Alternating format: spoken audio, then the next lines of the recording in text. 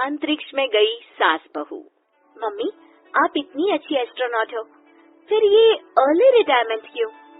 क्योंकि बचपन से मेरा बस एक ही सपना था, जिसके लिए मैंने लाइफ में बहुत कुछ खोया और छोड़ा। लेकिन अब इस अर्ली रिटायरमेंट के जरिए मैं बस तुम दोनों के साथ और पास रहकर बिना किसी हड़बड़ी के जिंदगी जीना चाहती हूँ। सास की बात सुनकर काजल मुस्कुराकर चली जाती है। उसी शाम ऑफिस से घर वापस आकर अजय अपनी मम्मी के पास बैठता है। मम्मी, क्या हमारी स्पेस ऑर्गेनाइजेशन कोई नया स्पेस मिशन प्लान कर रही है? क्या मिशन है, बताओ ना मम्मी। हे भगवान, शरीर इतना बड़ा हो गया लेकिन दिमाग आज भी बच्चों से गया गुजरा है। घर में आया नहीं कि सवाल शुरू। तो तुम जवाब दे दो ना। मैं क्या जवाब दूं? जैसे तुझे मेरे रिटायरमेंट के बारे में पता ही नहीं। इतने समय से तूने मुझे ऑफिस जाते हुए देखा क्या? फिर मुझे कैसे पता होगा? जा, तेरी पत्नी से पूछ, वो रोज ऑफिस जाती है।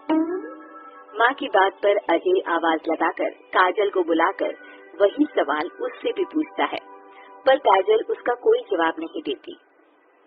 और बोलो पत्नी से पूछने के लिए, मैडम जवाब ही नहीं दे रही। सवाल जायज हो तो जवाब मिलेगा ना, तुम्हें अच्छे से पता है। कॉन्फिडेंशियलिटी रूल्स के चलते हम किसी से भी ऑर्गेनाइजेशन और मिशन से रिलेटेड कोई बात नहीं कर सकते। वो तो पता है, लेकिन मुझसे भी छुपाने का मतलब समझ में नहीं आया। वो मम्मी, रिटायरमेंट एप्लीकेशन के बाद से आपने ऑफिस भी आना बंद कर दिया। सबको लगा कि अब आप इंटरेस्टेड नहीं होगी, इसलिए इन्फॉर्म नहीं किया। क्या तुम भी इस मिशन का हिस्सा हो? मैं ही इस मिशन की लीड साइंटिस्ट हूँ। ये हमारा अब तक का सबसे बड़ा और इम्पोर्टेंट मिशन है। अगर ये सक्सेसफुल हो गया तो दुनिया में हमारे नाम के साथ मेरा प्रमोशन भी पक्का है।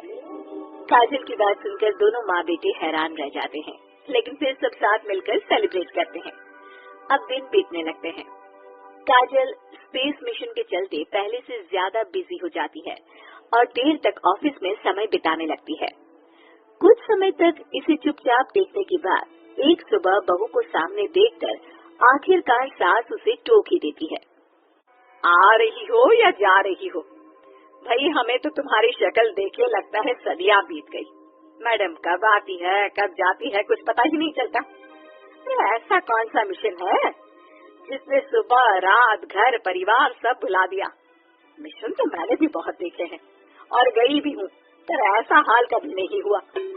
मम्मी, मैं आपकी चिंता और गुस्सा समझ सकती हूँ, पर ये स्पेस मिशन आज तक के सभी मिशन से बहुत अलग है। अच्छा, जरा मैं भी तो सुनूं, ऐसा क्या है इसमें? आई एम सॉरी मम्मी, मैं नहीं बता सकती। भूलो मत, मैंने रिटायरमेंट अप्लाई किया है, लेकिन रिटायर होने में अभी 7 महीने बाकी है, जिसके हिसाब से मैं आज भी ऑर्गेनाइजेशन का हिस्सा हूँ। तो मुझे बताकर तुम कोई रूल नहीं तोड़ रही। मुझे सब याद है मम्मी, और मुझे ये भी पता है कि अगर आप साथ दें तो मिशन के लिए बहुत बड़ी मदद साबित होगी। पर सीनियर्स ने रूल बनाया है कि इस मिशन की इंफॉर्मेशन सिर्फ उन्हीं के पास होगी जो इसका पार्ट है, और मुझे तो उन्होंने खास अपने पास बुलाकर ये समझाया था।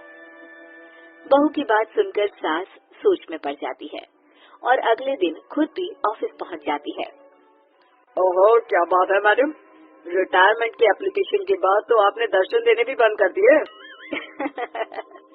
अरे सर, अगर ईद का चांद रोज निकला करता तो क्या उसका स्वागत इतने जश्न से होता? इस पर सीनियर भी हंसने लगते हैं और दोनों कैबिन में जाकर बैठ जाते हैं, जहाँ सास बातों बातों में नए स्पेस मिशन के बारे में पूछती है। वो उन्हें मिशन के बारे में सब कुछ बताकर तुरंत एक इमरजेंसी मीटिंग बुला लेते हैं, जिसमें साइंटिस्ट की टीम और काजल के साथ एस्ट्रोनॉट्स की पूरी टीम भी होती है। तो ये है हमारी टीम, जो सब कुछ भूल कर दिन रात इसी मिशन पर काम कर रही है। अगर आप भी हमें ज्वाइन कर ले तो सोने पर सुहागा हो जाएगा। अगर आप मुझे टीम में चाहते थे तो पहले कांटेक्ट क्यों नहीं किया? आपने स्पेस में न जाने के फैसले के साथ बेस्ट जॉब का भी इनकार कर दिया और अर्ली रिटायरमेंट के लिए अप्लाई कर दिया, और फिर पिछले 1 महीने में किसी के साथ कोई कांटेक्ट भी नहीं हुआ। इसलिए हमने सोचा शायद अब आप ब्रेक लेकर इस सब से दूर रहना चाहती हो। और इसीलिए किसी ने आपको परेशान करना सही नहीं समझा। बात तो आपकी सही है, फिर भी एक सुझाव देना चाहूंगी। ये जो आप कर रहे हो ना, ये मिशन नहीं, साफ सुसाइड है। एक साथ इतने सारे लोगों को स्पेस में 6 महीने रहने के लिए भेजना आसान काम नहीं है। और ये बात मुझे आपको समझाने की जरूरत नहीं होनी चाहिए। हमें सारे कॉन्सिक्वेंसेस, स्पेस नेचर, मिशन की मुश्किल सबका पता है, और ऐसा करने वाले हम पहले नहीं हैं। इसलिए ये भी साबित है कि काम हो सकता है। आप सिर्फ एक एक्सपेरिमेंट के लिए इतने सारे लोगों की जान और मेहनत को दांव पर लगाना चाहते हो, जिसमें सक्सेस रेट भी मुश्किल से 1% है।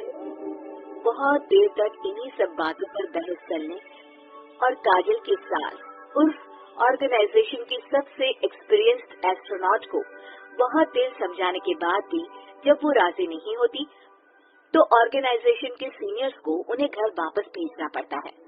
लेकिन उसी के बाद से न चाहते हुए भी सास मिशन के बारे में सोचना बंद नहीं कर पाती। इसी तरह 1 हफ्ता बीत जाता है। माँ, जब घर में बैठकर भी मिशन के बारे में ही सोचना है, तो इससे अच्छा है कि वहाँ जाकर इस सोच के जरिए उनकी मदद ही कर दो। उन्हें ऑफिस में नहीं, स्पेस में जाने के लिए मेरी जरूरत है।